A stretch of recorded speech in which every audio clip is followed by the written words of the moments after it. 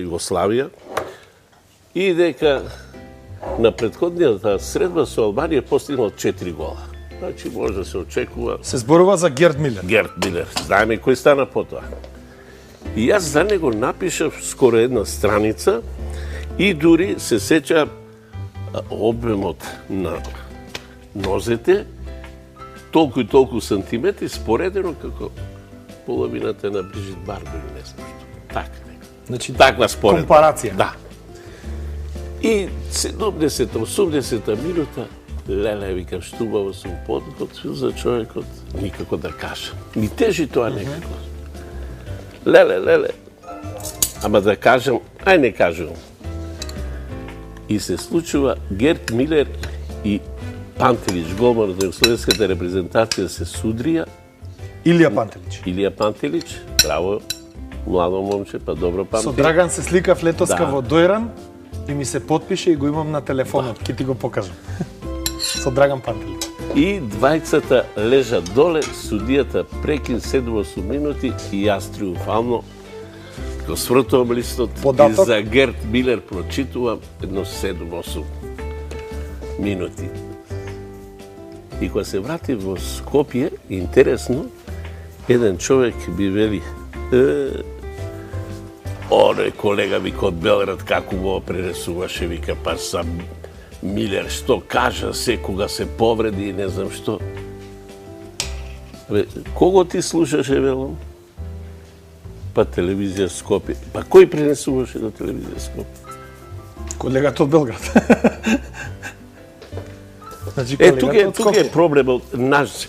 Секојаш некој друг е подобар, секојаш некој друг побаво го кажува. Комплексот го имавме, да. Ама и сега е. И сега е присутен. Јас мислам дека имаме ние изворени коментатори. Сега, знаете, на пазар кога е понудата поголема, а сега е премногу голема, секоја телевизија треба да има едно 4-5 коментатори. Имаме толку многу фудбал сега, можем ли да кажам нешто што веројатно може би да го исечеш? Кажи слободно. Не сум сечел и приватни реклами во моето шоу. Шоу за обични луѓе. Мене како любител на фудбалот наш македонски ми пречи зошто господата главни уредници, директори на телевизиите, кои ги откупиле правата за директни преноси на надпреварите од националните странски првенства, не го почитуваат она што е напишано во договорите. А тамо пишува дека во време од одделувањето на надпреварите на националното фудбалско првенство, тоа значи првата македонска фудбалска лига. Колку беше? 45 минути пред почетокот, 45 минути по завршувањето на надпревари, нема преноси. И тоа секаде во светот се почитува. И ја би се придржувам, значи на тој тип на критика. Ама нема, има, брате, радиодифузија, има.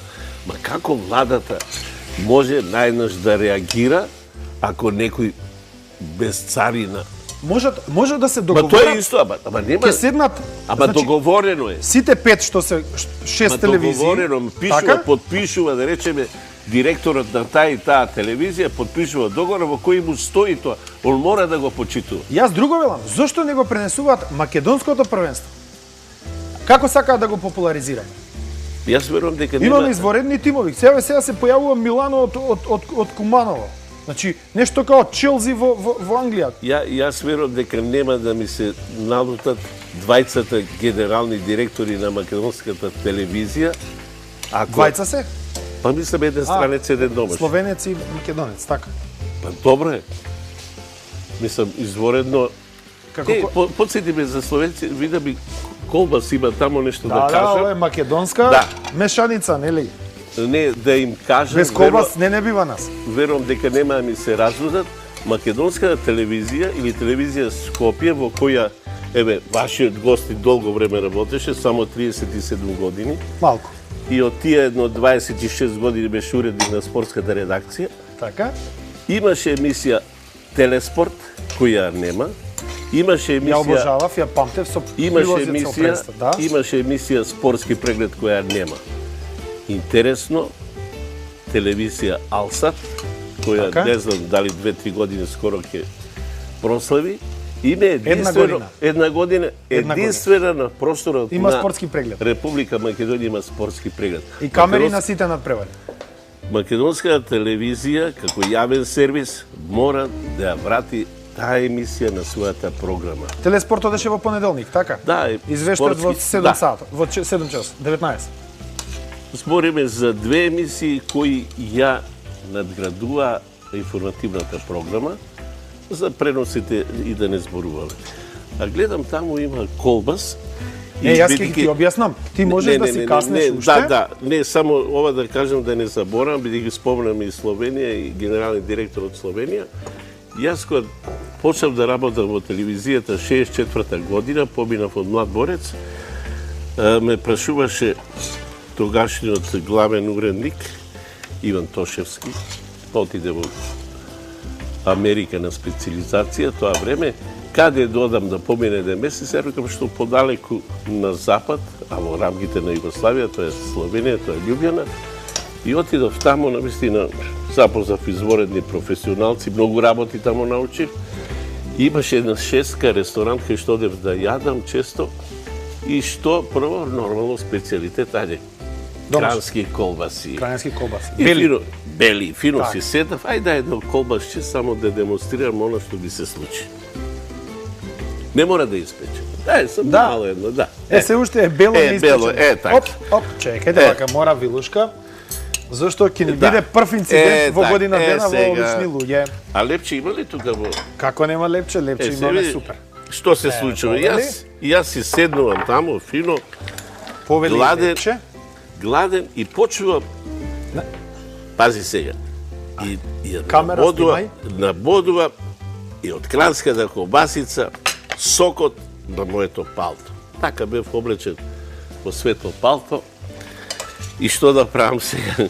Келнерот цело време гледал, немаше многу гости, што ќе се случи, притрече, ми го соблече палтото, зеде салветка, сол, почна да го чисти, го исчисти, тоа дознав дека веднаш со сол и со салветка, со триење се чисти и ми демонстрира. Пива солта од течноста? Да. Ево уште еден совет за гледа. Да, совет. Солта пива од течноста, нели? Пива водата и го влече. Салветката се создава температура и тогаш ми демонстрира. Вика, товариш, немаше господа, другари бехме, не? Да. Вие, вика, и понатаму гледам сте љубители на колбаси, ке јадете и да запамтите. Ке земете, вика, парче леп. Па на вилюшката ќе го боцнете и тогаш, вика, триумфално сечете колбасот. И нема прскање. Сокот одива. Така. Супер совет. Од тогаш не сум имал инцидент веќе. Сега може ова да се врати. Ќе го вратиме и тоа. Овдека повеле. Да се врати таму кај што му е местото. Значи, баба Миславка велеше, кога ќе јадеш домашно лепче, крши го, значи не го сечи, за да не го болат рацете на мајсторот. Една убава, значи, стара балканска. Може уште малку да останеме во Словенија. Ќе останеме, само да ти кажам што има во македонската мешаница. Значи, имаме свинско 150 грама, имаме пилешко 100 грама, тазе, имаме мини плескавици, јас ги изготвив пред да дојдеш ти, значи ги замесив. Имаме домашен колбас, домат, пиперка, кромитче, многу маслиново масло, дафинка и сега ќе ставам биберче. Добро, се ми е познат дека има ли маслиновото масло, не имаме негде производство во Македонија? Ние во Македонија неаме, се надевам дека во Дојран оние плантажи кои што сега почнуваат да дават од маслинката, дека за некои си 7-8 години ќе почнеме да произведуваме. Маслиновото масло е богато со фенол, што е многу битно за кардиоваскуларниот систем. Одлично да те прашам, зејтинот го поскапи, што е работа? Тука не можам да навлегувам. Ако влезе некој спонзор со зејтин, јас од драго срце ќе му го фалам зејтинот, иако е поскапо. Каби пиперките скапи денеска и зејтинот. Да. Сега, би била ли македонска мешаница без добро ајварче, тука витаминка ни се наоѓа, значи и без, дали знаеш дека витаминка има таско пинџур? Ајде, тајмал. Не, лутеница да се чита. Лутеница, да. А бидејќи сите ме викаат таско, не знам, имам право нешто да побарам обештетување? Имаш. Ами оној Оливер ке бара. Знаеш ли кој бараше? Чекај, сакав тајмаут да побарам. Ајде. Ами имаше на телевизиите некој Оливер. Джейми Оливер. Джейми Оливер, а? Да. Джейми Оливер е роден по мајка и по татко крстен. Јас сум по мајка и по татко крстен Румевски Оливер. Тоа е една само коинциденција, а веројатно затоа што Оливер значи маслинка. Чекай, ама дали чекай, да прашам, дали Оливер прво дојде овде со кујната или ти ја зеде емисијата? Како? Кој прв стигна на македонскиот пазар? Телевизиски? Јас. Браво. Да. И нашиот бренд е малку специфичен, значи обични луѓе е специфичен бренд. Во смисол на тоа дека викаме личности, разговараме за обичниот живот и при тоа готвиме, што е прилично тешко да се одржи концентрацијата, значи да јас и ти разговараме за сите они убави работи. А, да. Како ти се допаѓа вака на изглед македонската мешаница? Ако беше на 8 пол, ова е веќе близко 9. Близко до 9. Ја мислам дека малку ќе ја намалиме. Ставивме и бело винце, домашно. Да знаеш. Еше уште имаш спонзор за вино, производител? Една лажица ајвар. Нема многу да се жалиме. Значи, ако имаме спонзор, ќе имаме. Ако немаме, ќе си дојде. Да оставиме малку да издинста виното да излезе. За тоа време јас ќе подготвам да ние си ставиме во овие одлични. Имаме камера горе, затоа што мораме да им објасниме на гледачите како тоа изгледа, дека готвиме во реал тајм. Да, во живо се. Во живо се. Ете така.